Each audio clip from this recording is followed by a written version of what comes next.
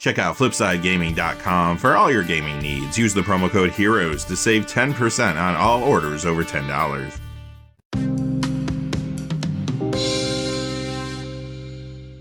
Hey there, this is John from Heroes and Legends, and welcome to this special edition of the Magic the Gathering Market Watch. It is that time of the week again to count down the 10 hottest cards of the week.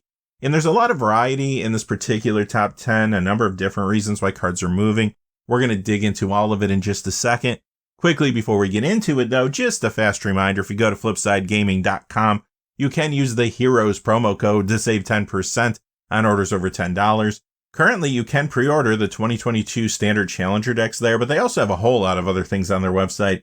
Remember, if your order's over $100 or it consists only of singles, shipping will be free in the United States. Also, whenever you use the Heroes promo code, it does support the channel, which is always appreciated, so thank you.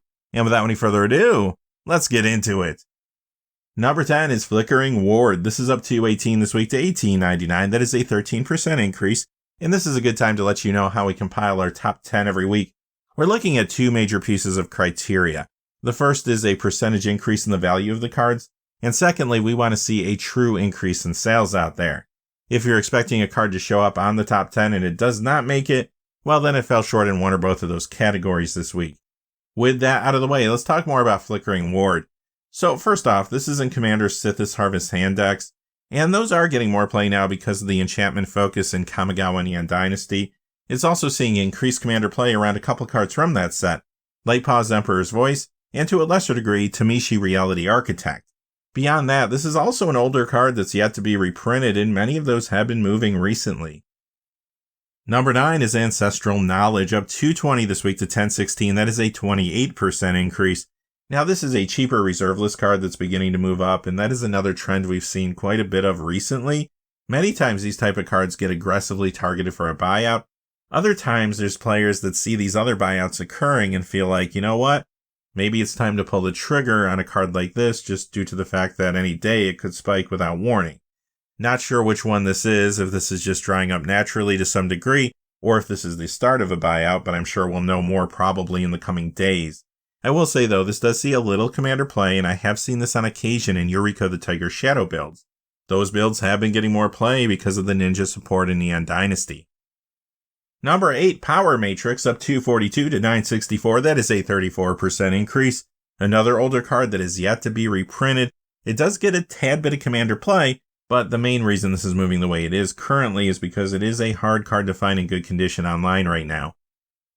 Number 7 is Dark Sphere, up 269 to 788. That is a 52% increase. And by now you might be picking up on the trend. Another older card that's yet to see a reprinting. This did get a little bump in Commander play recently due to a card from Kamigawa Neon Dynasty. This has been in some builds around the Reality chip at times. Now this does break the trend. Number 6, March of Otherworldly Light. This is a brand new card from Neon Dynasty. It is up 275 this week to 797. That is a 53% increase. Now this card is seeing a ton of play. Standard, it's in Azorius Control, Esper Control, sometimes Mono White Aggro, and much more. Pioneer, it's in Azorius Control, Esper, Greasefang, and more there. Modern, Orzhov Blink will play this, 4-color Omnith, Azorius Control, and other decks in that format too. Plus, it's a good Commander card. You'll see this in Lightpaw's Emperor's Voice, Ishin 2 Heavens is 1, Hinata Dawn Crowned, and many other builds old and new. As a matter of fact, it is a good upgrade to the Buckle Up Commander deck as well. Number 5, another new card from Neon Dynasty. This is the Wandering Emperor. This is up 310 this week to 2770. That is a 13% increase. Now, if you watched the Neon Dynasty Championship last weekend, you saw a lot of this card, and that alone could have brought some attention to it. It has quickly become a huge standard card. It's in Mono White Aggro, Orzhov Midrange, Azorius Orzhov, and Esper Control, plus much more. Pioneer, you'll see this in Azorius Control too. And in Modern, it's also in Azorius Control there, as well as Bant Control. Additionally, it's getting a good amount of Commander play too in Ishin, Ryu Storm's Edge, and more builds old and new.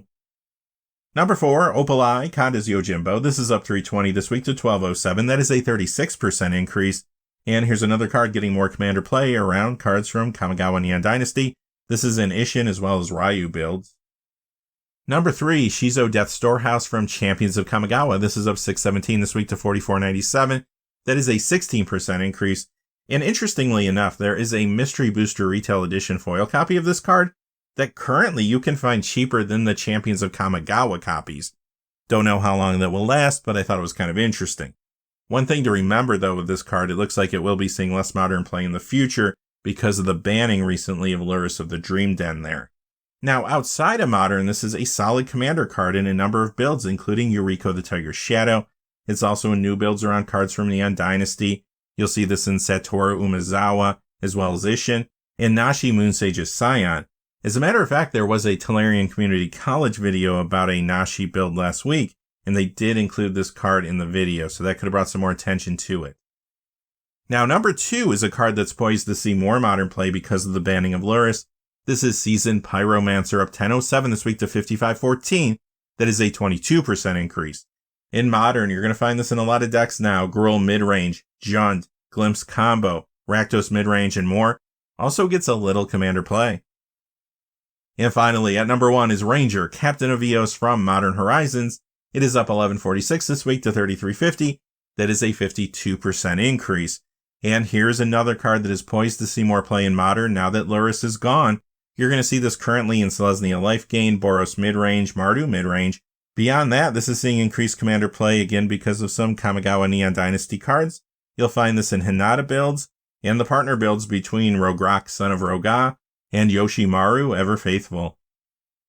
That's going to do it for this week's Top 10 Hot Cards, but remember to join us this weekend for our regular episode of the Magic the Gathering Market Watch, where we deep dive into everything that's happening in the secondary market. Until then, hey, stay safe out there. Thanks for watching. Please remember to like and subscribe, and have a great day. Hey, thanks for watching. This video is made possible through the generous support of viewers like you on Patreon. Check out the description below for links to our Patreon page, as well as our Amazon affiliate store, where a small percentage of all sales will also help support the channel. Finally, if you haven't had a chance yet to subscribe, hit that subscribe button so you don't miss any of the new videos on Heroes and Legends. Talk to you again soon, and have a great day.